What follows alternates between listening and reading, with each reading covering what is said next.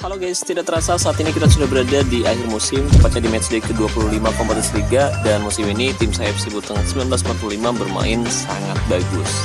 Ya, musim ini kita sudah dipastikan kembali mempertahankan trofi Liga untuk yang ke-7 kalinya secara beruntun. Musim ini tim saya FC Buteng finish di puncak klasemen dengan raihan 72 poin setelah meraih 24 kemenangan dari 24 pertandingan. Belum pernah seri, belum pernah kalah, dan kita sukses menjadi salah satu tim yang paling produktif dengan total mengemas 171 gol, dan kerennya lagi, musim ini tim saya belum kebobolan di Liga. Tim kita masih belum kebobolan sama sekali di Liga.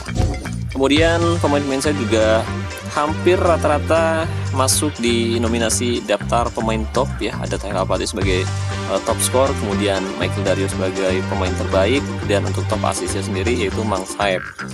Ya, ini keren banget sih, musim ini luar biasa untuk FC Buteng 1945. Tapi sayangnya meskipun kita bermain cukup bagus di kompetisi Liga, tim saya bermain kurang maksimal di kompetisi Cup. Ya, sebenarnya kita sebelumnya bermain cukup bagus, tapi karena memang saya melakukan kesalahan di mana seharusnya di babak final saya hadir mendampingi tim saya di sisi lapangan, tapi waktu itu memang saya nggak sempat hadir karena mertua saya sakit, dirawat di rumah sakit, dan dalam waktu 2 atau 3 hari lah saya nggak login sama sekali ke akun ini, dan ini yang bikin tim saya sulit untuk bisa meraih kemenangan di babak final guys. Terlebih manajer lawan hadir di sisi lapangan ya guys ya, yaitu Salman Junior, dan saya ucapkan terima kasih banyak buat Kiai Grinsing yang udah hadir di babak final Cup musim ini. Makasih banyak atas dukungannya. Sayangnya musim ini tim saya sudah dipastikan gagal mempertahankan trofi Cup.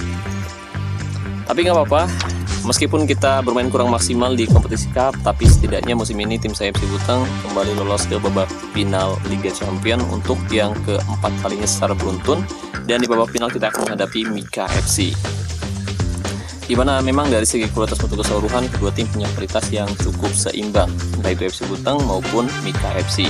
Dan untuk formasinya sendiri kedua tim hampir menggunakan formasi yang mirip ya guys ya. Di sini kita pakai formasi 4-2-3-1 andalan saya, dan sementara untuk tim lawan mereka pakai formasi 4-2-1-2-1 yang sejatinya sebenarnya formasi 4-2-3-1 juga, atau bisa juga menggunakan formasi 4-2-1-3, tapi lebih ke 4-2-3-1 sih.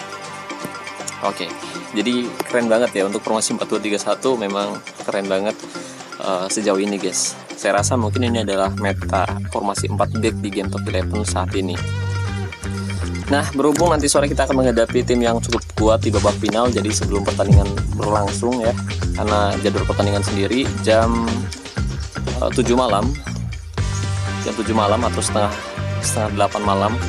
Jadi kita akan coba untuk melatih tim terlebih dahulu.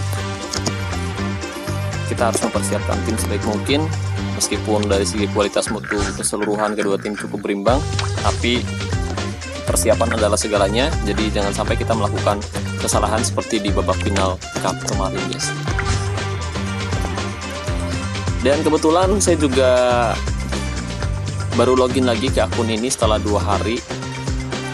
Jadi di sini kalian bisa lihat bahwa untuk bonus ketajaman pemain-pemain saya 0 ya guys ya. Jadi kita harus memastikan bonus ketajamannya maksimal.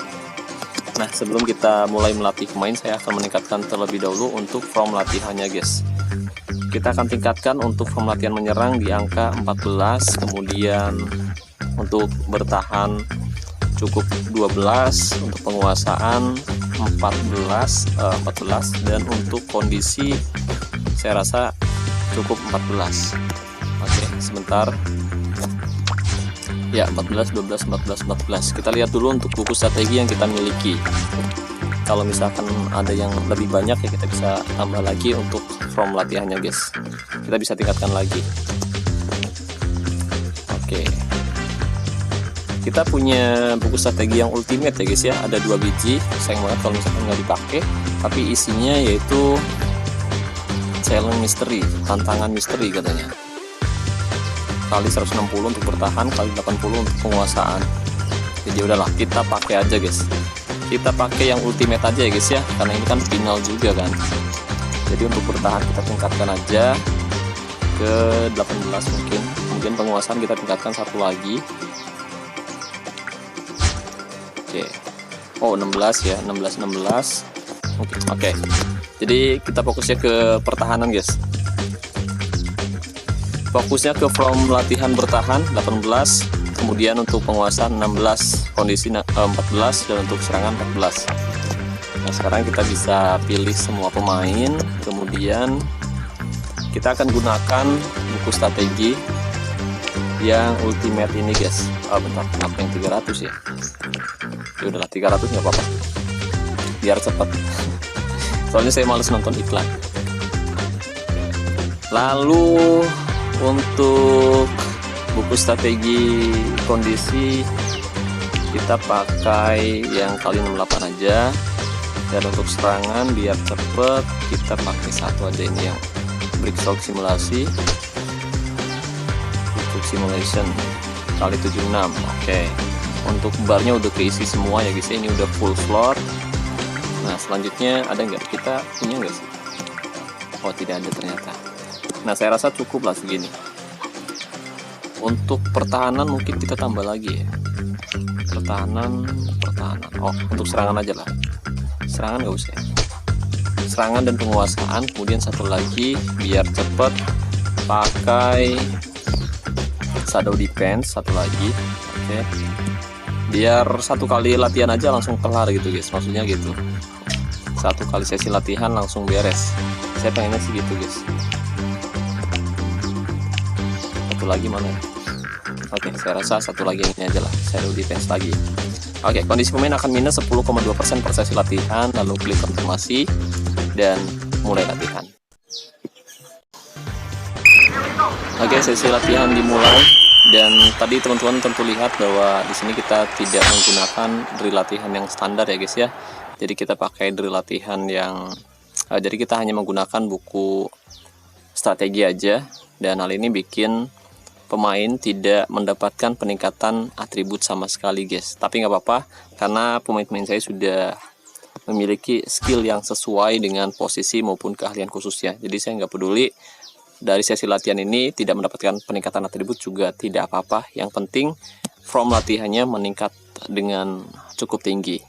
Nah di sini teman-teman bisa lihat untuk from latihan menyerang udah maksimal di angka 14, kemudian untuk pertahanan 18, untuk penguasaan 14. Jadi butuh sedikit lagi sesi latihan agar nanti bisa maksimal ke angka 16, dan untuk kondisi 14 guys ya.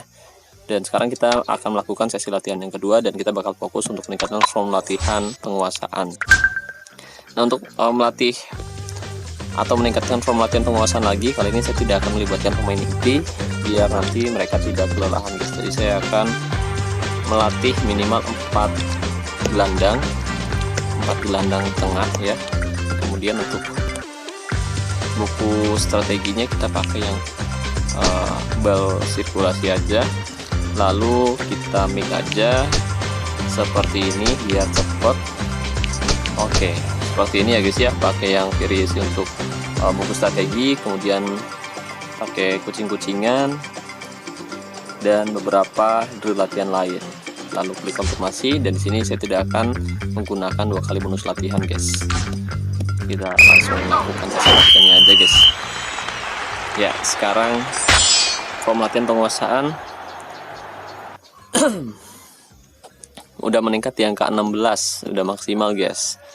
Serangan 14, kemudian pertahanan 18, penguasaan 16, dan kondisi 14. Saya ini udah cukup ya guys ya.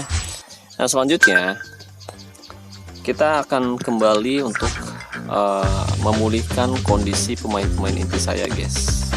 Kita akan memulihkan kondisi pemain-pemain inti saya dengan cara masuk ke pusat fisioterapi, lalu kalian bisa klik tanda plus sekali di sini, lalu pulihkan secara gratis. Atau misalkan kalian punya banyak poster dan kalian ingin langsung melakukan sesi latihan tanpa menonton iklan singkat, ya kalian bisa pulihkan aja kayak gini biar cepat ya guys ya. Tapi menurut saya ini sayang banget sih, karena jadwal pertandingan kan juga masih lama ya. Jadi saya akan tonton iklan untuk memulihkan kondisi pemain-pemain inti andalan saya guys.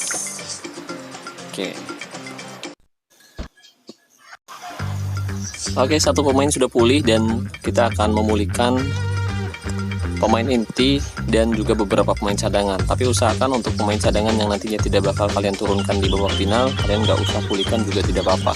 Tapi untuk pemain-pemain yang nantinya bakal kalian turunkan, usahakan pemain tersebut dalam kondisi yang sangat bugar ya guys ya, dan pastiin juga moralnya mantap guys.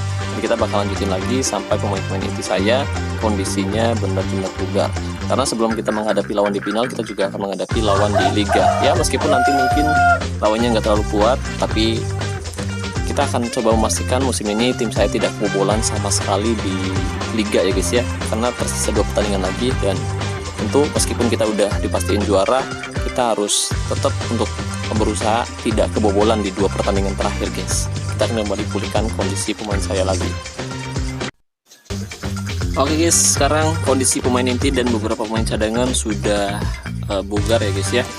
Dan selanjutnya jangan lupa tingkatkan moral pemain-pemain andalan kalian guys.